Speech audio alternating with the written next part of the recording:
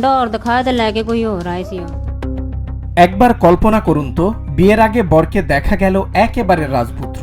এতে পরিবারও ধুমধাম করে করলো বিয়ের আয়োজন, কিন্তু বর গাড়ি থেকে নামার পর দেখা গেল অন্য মানুষ। তখন কি করবেন? ঠিক এমনই এক চাঞ্চল্যকর ঘটনা দেখা গেল এবার, যা দেখে খোদ বিয়ে বাড়িতে সবাই থমকে গেলেন। এক পর্যায়ে বিয়ে বাড়িতে বাধে বিপত্তি। এতে কনে নেয় নতুন সিদ্ধান্ত।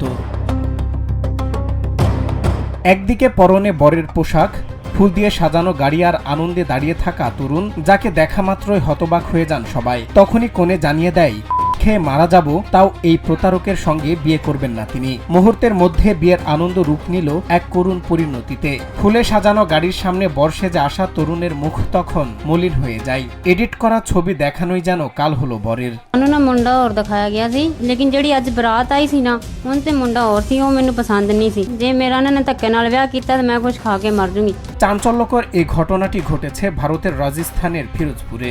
বরযাত্রী নিয়ে সেখানে বিয়ে করতে এসেছিলেন এই তরুণ, কিন্তু বিয়ের আগেই বাঁধল গোলমাল। কনের দাবি, ঘটক তাকে সম্পূর্ণ অন্য এক সুন্দর ছেলের ছবি দেখিয়েছিলেন, অথচ বিয়ে করতে এসেছে অচেনা একজন।